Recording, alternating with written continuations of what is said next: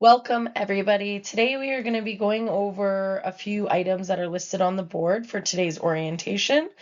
The overview and discussion points will be general details, all workers, supervisors, and foremen, tools, equipment, materials, PPE, emergency preparedness, health requirements, and then we will have the come to site portion and the final overview and sign off. You would have been given a document. This document is for you to follow along as we go through these slides. And there's a portion beside each topic that has an initial column. If you could please go through an initial and sign off on every aspect that we've discussed to know that you are along with us throughout it. All right, so now we're going to be going over some of the general details. We're going to do an overview of some of the items listed below. So we'll obviously discuss the project details. We'll deal with the management introduction, safety information, OH&S books, safety manuals for sub-trades, etc., WMIS and CSTS in regards to tickets, and as well as smoking designated areas, as well as no disposable cups on site. That is mandatory for all of our sites. So the site address, it is located on your company contract and or has been provided through the supervisor. So please just reference that so you know where you are going on your first day. The site emergency plan, fire plan is located in the office trailer as always. The parking is site specific and must be allowed by a site supervisor. So they will tell you where you will be parking. You are never to park on site unless provided a permit. Muster points, obviously the supervisor will take you on a site walk after orientation and show you where those are for that site. So when you get to your job site, please ensure you understand who the key people are on the job site, know who runs the site, who is second in command, etc. This will be something we will review with you at our specific job site, all of these specific people. But again, just know who you are working with and who is the different trades, etc.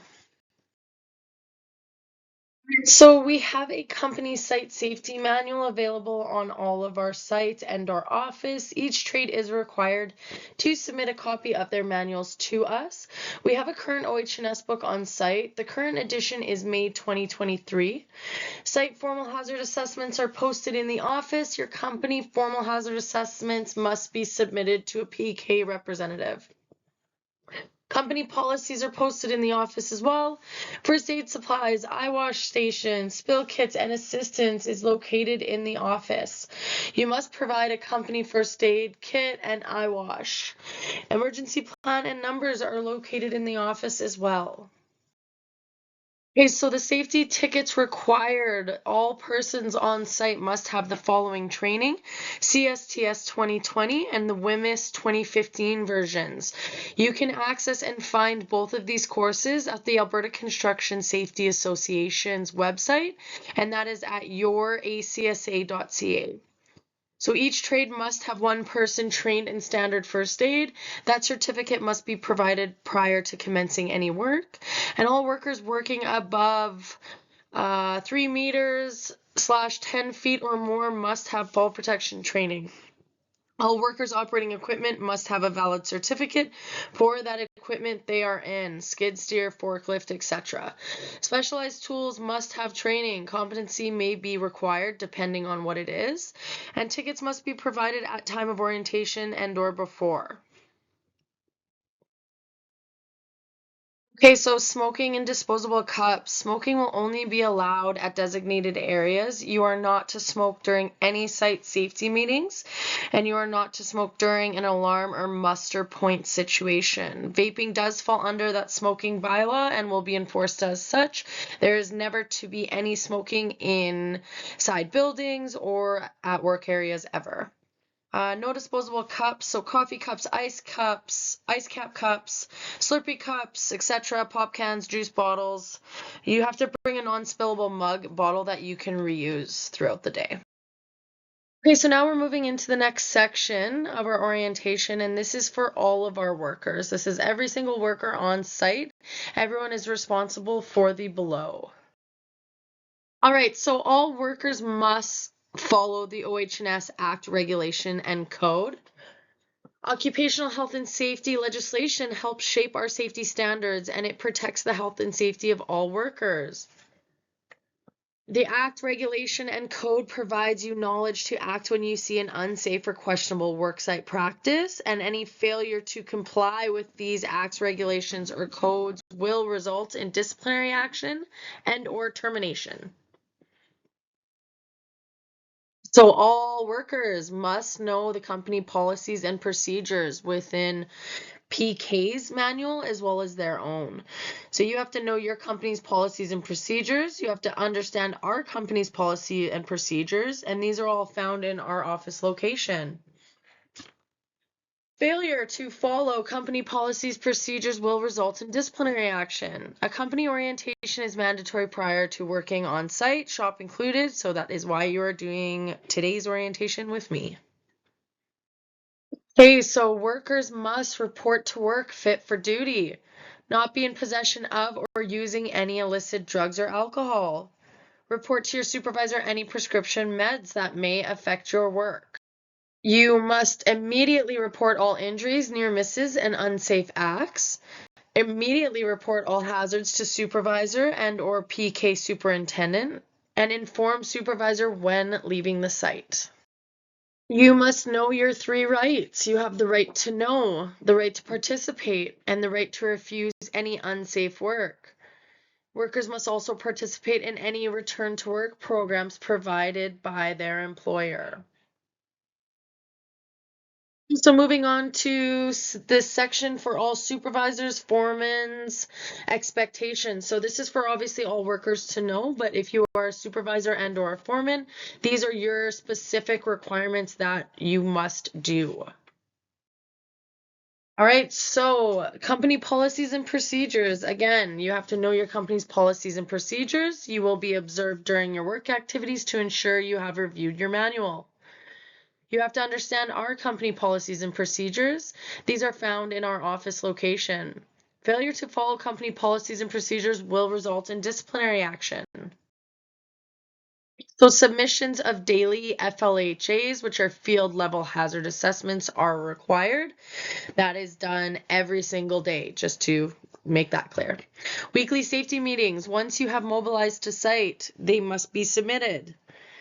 Daily head counts must be completed by 9 a.m. This head count should be updated at lunch, second coffee, and end of day.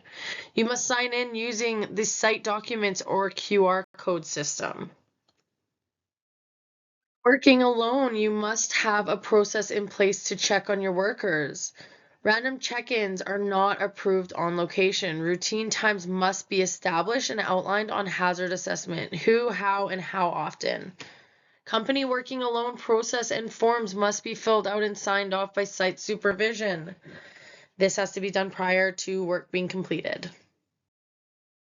So all new and young workers must be readily identified by those working with that person. Each company is responsible for proper supervision of any new or young worker, and workers should be identified during orientation on that orientation sheet under general comments. So please make sure you document that at the end of this. So PPE that is required, hard hats, vests, boots, those are your 3 mandatory. When hazards require, there's obviously safety glasses, gloves, hearing protection, etc. And then any specialized PPE is required, so like fall protection, harnesses, lanyard, tie-off points, etc. So other PPE may be required, but this is what we are looking for in general terms. All right, so incident reporting. All incidents, no matter how small, must be reported. They must be reported immediately, but reports must be submitted within 72 hours. Incidents included are like injury, property damage, spills, etc. And near misses must be reported immediately as well. So high potential near miss incidents must have a full investigation. And the reason why we do this is because near misses are really what prevent us from having serious fatal incidents and losses of any kind. So they are honestly just as important to be aware of. So it's a must to report to your supervisor. OH&S requires all workers to report injuries, and OH&S requires all people to follow the guidelines outlined by them to involve them on a serious injury, high potential injuries, and medical support. So now we're going to go over the tools and equipment section. This is for everybody. We're just going to obviously look at different types of maintenance and whatnot and what we should be doing when handling all tools and equipment. So to start off, we are going to pre-inspect our tools before we use them to ensure there's no cuts, abrasions, issues with the cords, guards, any of that. We want to make sure it is in good working order before using it. All equipment must have a pre-inspection documented before use as well. If you are refueling on site, you must have a spill kit readily available for the refueling. When using propane, you must have a proper ventilation system in place, and always be sure that you are using the right tool or equipment for the job you are doing. No shortcuts. Great, so this is a big one. Red tape versus yellow tape. We want to make sure we know what these mean. So red tape to be used for control zones. This means that if there's red tape, under no circumstance, even if invited, you are not to enter and you are to find an alternative route. Control zones are to be sent to the safety daily when set up and taken down, and must have a place card on the line with company information, name of a person, and a contact phone number. And violations relating to control zones will result in disciplinary action and/or potential incidents and injuries. So if there is red tape, you are not to enter at any time. So yellow caution tape rope can be used for control zones. This means that you need to ask for permission to enter, or do not enter without the permission though. You must have a place card on the line with company information, name of the person setting it up, and contact phone number and/or designated personnel to monitor. Violations relating to this again will result in disciplinary action. Communication is key. All right, so housekeeping is going to be a daily thing. It's also going to be an as you work situation. So when you are moving from area to area on the site, you are going to be cleaning up after yourself. You're going to be putting your old materials in a nice tidy pile and just making sure the overall working area before you leave it is never a mess. So failure to clean may lead to disciplinary actions. We stated that there's no disposable cups on site, so please ensure that all coffee cups, whatnot, are left in the site trailer, thrown out obviously in the garbage, but are never brought into the site. You would have to bring a reusable cup for that aspect. Open rebar must have caps or protection. Please ensure that this is always the case. If not, please report it immediately. So excavations and open holes. Excavations to be sloped, benched, and/or shored if over 4 feet or per local jurisdiction. All spoil piles are to be kept back at minimum of 1 meter or 39 inches from the edge of the excavation. And all underground utilities must be located and marked prior to any earthwork, including high voltage lines to be included. Please be mindful of all overhead lifting and crane operations. Do not walk under any overhead work. All open holes 3 feet plus must be covered with acceptable materials to hold the top of the load. Secured to the surface and marked with an X and circle. This is to show people that they are not to walk on it. If you see this, please do not walk on it. All right, so ladders are to follow the 4-to-1 ratio when being set up and secured at the top and bottom. 3 points of contact always. Never use the top 2 rungs. The top rung is called for termination and the second rung is called for suspension. Scaffolds, genies, and scissor lifts to be inspected and/or erected per CSA and manufacturer's specification. Guardrails and toe boards. Fall protection must be connected to approved anchors and to be used on aerial work platforms. Wheels must be locked when in use. Any work over 3 meters, you must be tied off. Please ensure of this always. So in respect to permits, any hot work permit that you guys require will have to be assessed prior to the work being done. So that work includes any open flame and sparks or excessive heat. It'll have to be created and or submitted to the site superintendent and approved prior to any work being done. That goes the same for confined space. When working in a confined space or a high potential restricted space, you need to have approval and or certification prior to commencing said work. After hours work, any trade working outside of the normal times will require that after hours work permit as well and be approved. There's a whole other thing that falls along with that, but that will be going, during the site specific and the situational specifics. So now we're going to be talking about PPE. So there's lots of different stuff that falls in line with this, but every single person on site must abide the PPE requirements put out in this orientation. Boots. So work boots must be CSA approved with the little green triangle and to be worn at all times. Have intact soles, good thread, no steel showing, and metal shank. Exceptions made for finishers to wear clean trainers inside finished units only. If you are in equipment, you must wear steel toes. I just wanted to add that because some individuals feel that they're not directly on the site and they're inside that piece of equipment. They don't need them. You need boots anytime you are on a construction work site. So vests, high visibility vests must be worn always. So stripes or straps are not recommended. And depending on the site that you are at, it will potentially not be allowed, specifically the straps. CSA standard type 2 is preferable. The little diagram there on this left side shows obviously the best situation for a PPE vest. We want to make sure it is not super tarnished and ripped and whatnot. You want to be, have it in good standing. So those safety glasses should always be worn in my eyes because they definitely prevent a lot of things, like even just when it's windy out. But it obviously is per company policy and or task. So just speak with your supervisor and site superintendent. Eyeglasses must be shatter resistant safety lenses with no glass. If you do have day-to-day glasses, they do make goggle style safety glasses that will go over your glasses. So please just speak with your supervisor and or the site superintendent if you need to get access to those.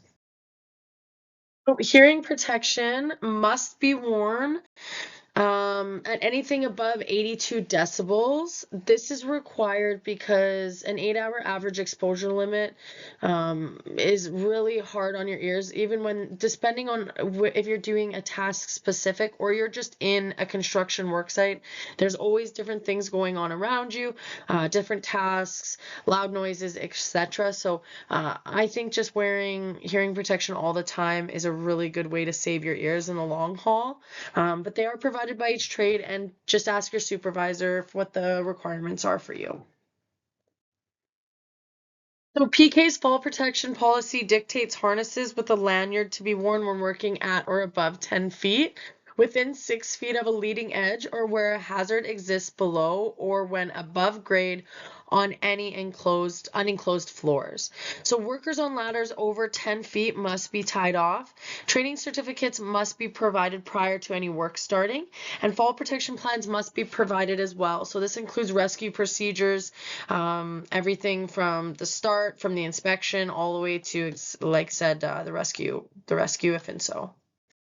So emergency preparedness. Now, this aspect of the orientation is going to go over a few different items within it, but the main thing to focus on is everybody is required to assist in an emergency in one way or another, whether it's informing workers around you, knowing what your role is within that emergency, etc., etc. So just be mindful as we're going through this portion that you know where you stand within an emergency. So site plans, every site is different. So you have to know where your muster point is located and what you are to do in the case of an emergency.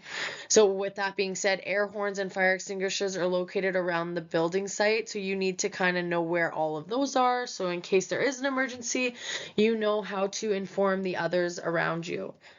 Don't park in fire lanes and don't park on site unless given written approval and or a permit. Know where the closest hospital is. First aid lists are posted in the site office, and you should know who is first aid certified within your crew. Eye wash first aid kits are located in the site office. So contact lists, you should know every single person within your crew, obviously who you're working with, your supervisor, your health and safety. If you're a subtrade working under a prime contractor, i.e. for us PK, you would want to know who the contact is for the site superintendent, all that kind of stuff. So please familiar yourself with that when you are coming onto site. I know it takes a little bit to get used to who you're all working with, but create that knowledge around that so you know what to do in case of emergency or if you have to leave site, whatnot. So knowing who your project manager is, site supervisor, site safety, all members of the company will have names posted in the office, so along with contact details of the job. So on your first day, come and gather that information, like I said. So just familiarize yourself with that. So we already kind of touched on this, where the first aid locations, fire extinguishers, muster point, etc. would be located. But again, just to recap, each trade must provide one standard first aider with their current safety ticket to be on site when they are working. All trades must have this information posted in the office trailer. Fire extinguishers will be placed around the site, and these will be set on site as per the site ERP and city fire plan. So depending on square footage, how far to exit points, etc., all these things come into play when needing certain fire extinguishers, first aid kits, all that kind of stuff. So there are always 2 muster points. Know the location, see the safety plan. So the main gate is muster point 1. So in the case of an emergency, you will be expected to muster at our main muster location. The only time you would ever use the other muster location is in case this was blocked or you could not access it. But everyone is to meet at the main one unless there's a site-specific situation or emergency that you have to go to that other one. So air horns and verbal communication will be provided on site. 1 long blast for evacuation and 3 short blasts for repeating for first aid. All emergencies must be reported immediately to the site supervisor. Fencing and hoarding, you never want to open the fence. If you need to open the fence, you must have permission from your site superintendent or site project manager. If you open the fence, you must close it. You are responsible to ensure it is properly secured and stabilized. Failure to do so will result in disciplinary action. So the disciplinary action will follow a 3-strike rule. Any blatant disregard for safety will and could result in immediate dismissal from site and/or termination. Disrespect or aggression of any worker will result in immediate dismissal from site. We do not tolerate bullying, harassment of any kind, so please ensure you are being respectful to every single person around you. All workers must comply with the drug and alcohol company policies, so this includes post-incident testing if required. So we've made it to the health requirements portion of the orientation. This encompasses a few aspects for the specific site requirements. So moving into this, we will be discussing the toilets and sanitation, smoking, spits, chewies, SDS sheets, biohazards, spills, bullying, violence, and harassment, and medical conditions. Companies are to provide a copy of their SDS sheets to the site office trailer to be posted in the SDS binder. All trades should have a copy of their current SDS sheets at their work site. Legislation requires that they have to be readily available. All workers must have their current WMIS training in place. So if you're sick, please do not come to site. Report to your supervisor that you are not able to come in. Please just do not no-show. We follow an infectious disease policy that outlines guidance to follow the local health authority if we have any major health issues in our area of work. So companies should have wash hand sanitizer stations for their workers available. So violence and harassment will not be tolerated on any location. Anyone in violation with this will be removed from location immediately and may not be asked to return. Always report a concern if one arises. We want all trades to be respected regardless of the race, religion, color, beliefs, or background. All people are welcome to come and work in a safe environment. Please make sure you are keeping toilets clean. We are not smoking, we're not vaping, no spitting, no graffiti. There is a cleaning rotation and we will ensure that this stays on track. Please report any abuse of the toilets that you see. Do not leave sharps on site. If you see one, please report it. So the last and final few words of wisdom. The final words to remember is no smoking on site other than key locations. No disposable cups in the building. That's coffee, Slurpee, ice caps, etc. Do not touch the heaters or windows. You're going to submit your daily FLHAs and weekly toolbox meetings. If working above 10 feet, 3 meters, you must be tied off, even when on a ladder. Know who is in charge, and you have to know your 3 rights.